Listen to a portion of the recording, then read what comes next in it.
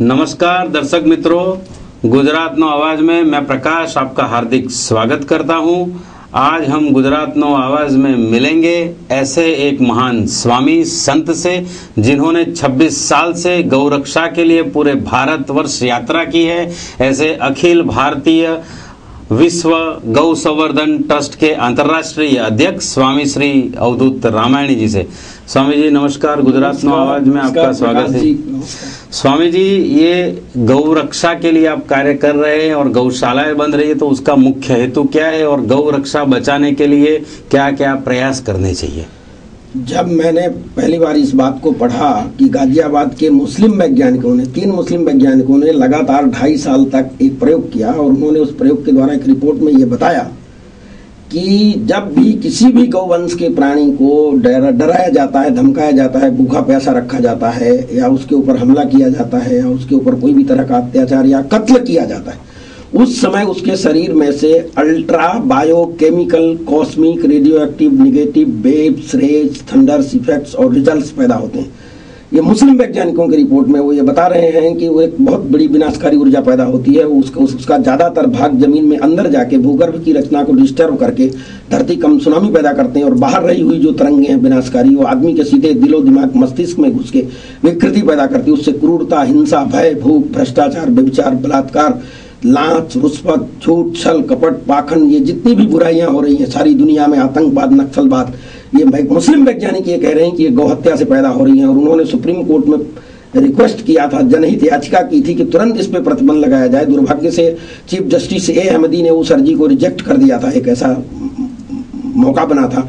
तो मैं ये कहना चाहता हूं कि इस देश में जो अभी भ्रष्टाचार को मिटाने की बात चालू हुई है, बहुत अच्छी बात है, लेकिन अन्ना हजारे जी को या बाबा रामदेव को या हमको, आपको, इस देश के नागरिकों को, राजनेताओं को, सब लोगों को ये मान लेना पड़ेगा कि सारी भ्रष्टाचार की जड़ गौहत्या है। अगर गौहत्या बंद कर दी जाए तो मैं ये कहता हूं कि इस देश में फिर से अपने आप राम राज्य आ जाएगा, अपने आप लोगों में सदाचार। स्वामी जी, एक गोपालकों का और मालधारी समाज का एक आक्षेप है सरकार के ऊपर कि जो गौ हत्या हो रही है वो सरकार निष्फल है और गौ हत्या का पाप है जो गुजरात सरकार के ऊपर लगेगा, ये कितने अंश पे सही है?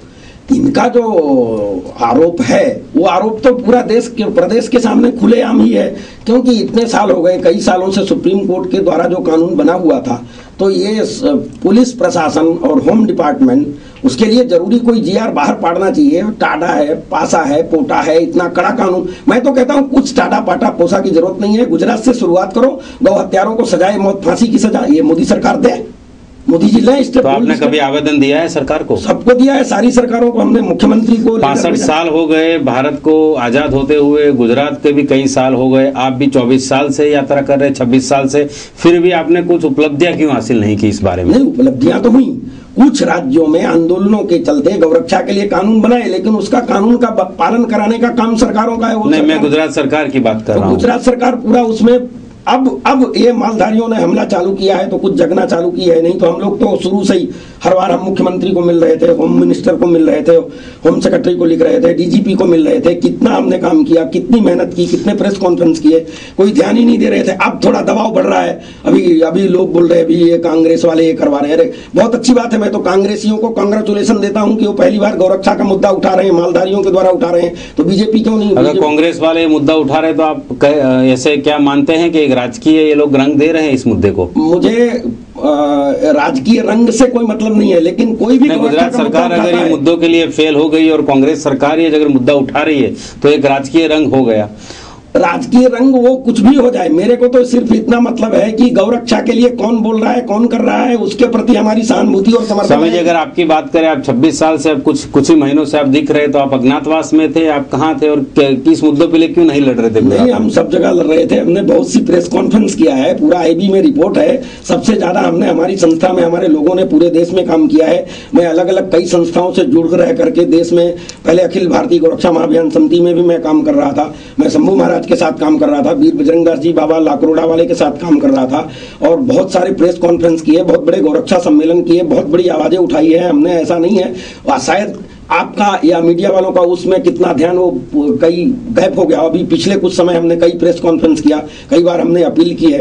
यहाँ भी मैं इस गौरक्षा के लिए क्या आप संकल्प देना चाहेंगे? गौरक्षा के लिए हम 2 ही संकल्प देते हैं। गुजरात की जनता को भी और पूरे देश की जनता को भी और अन्ना हजारे और बाबा रामदेव को तो खास कि अगर आप भ्रष्टाचार को मिटाना चाहते हो तो गौ माता को राष्ट्रमाता का दर्जा दिलाओ और गौ हत्यारे के लिए सीधे अकबर बादशाह। गुजरात में राष्ट्रमाता का दर्जा नहीं है गौ माता, पूरे देश में मिलना चाहिए। ये केंद्र सरकार की भी ड्यूटी है।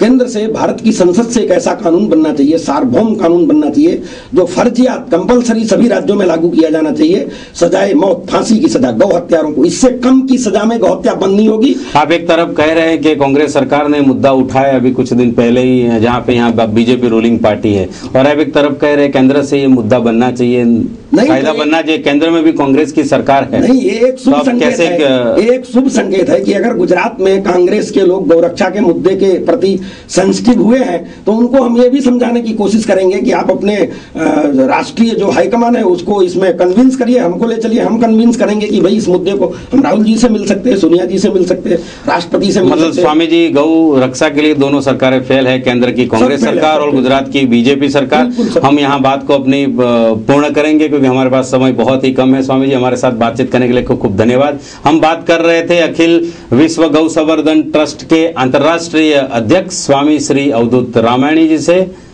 फिर मुलाकात होगी अब अगले हफ्ते इसी वक्त इसी एपिसोड में। तब तक के लिए गुड बाय।